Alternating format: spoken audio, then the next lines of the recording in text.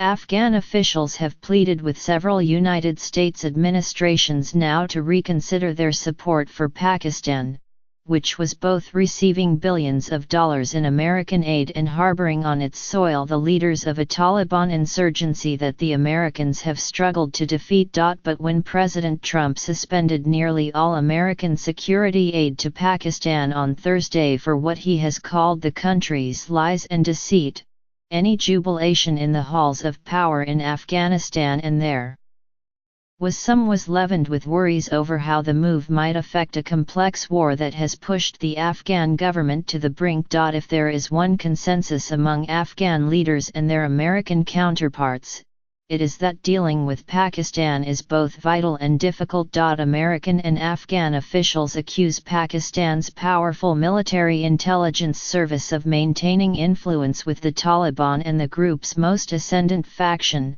the Haqqani network, which is behind many of the large-scale attacks on Afghan cities.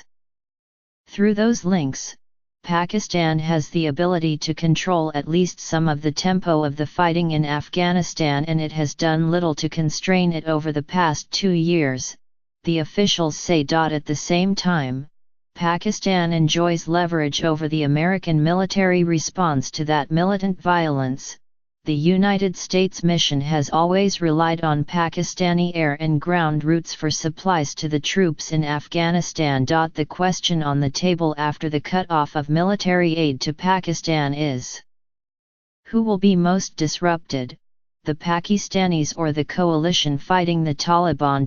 Pakistani officials expressed both anger and caution over the American move.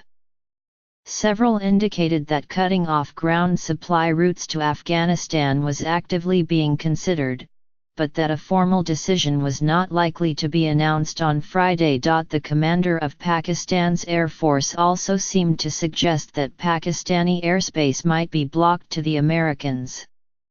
In Islamabad on Thursday, Air Chief Marshal Sohail Aman said his force was fully prepared to defend all the aerial frontiers of the country.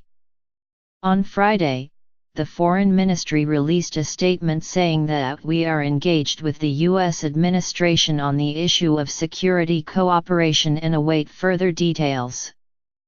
We believe that Pakistan U.S. cooperation in fighting terrorism has directly served U.S. national security interests as well as the larger interests of international community, the statement said.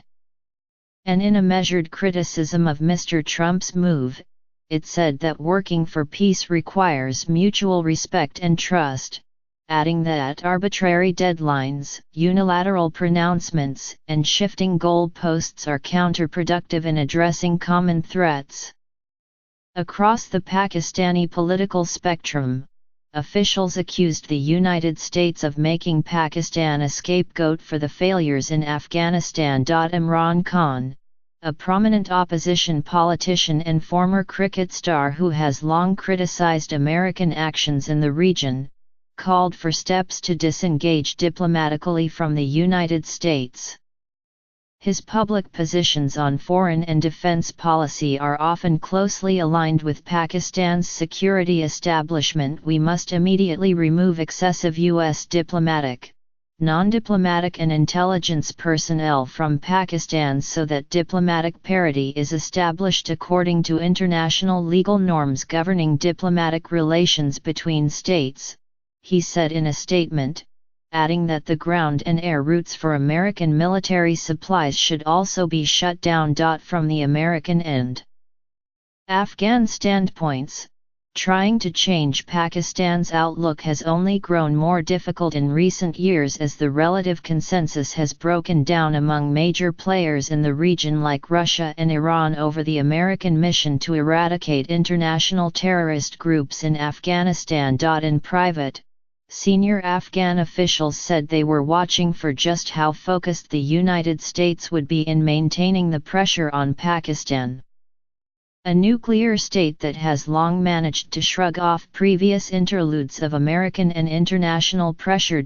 More publicly, however, President Ashraf Ghani and his government were measured in their reaction, staying away from directly addressing Mr. Trump's move to freeze what could amount to more than $1 billion in American aid. We welcome any decision that contributes to bringing stability in the region and Afghanistan, said Harun Chuk-Ansari, a deputy chief of staff to Mr. Ghani. We want honest partnership in the region to fight against a common enemy, terrorism.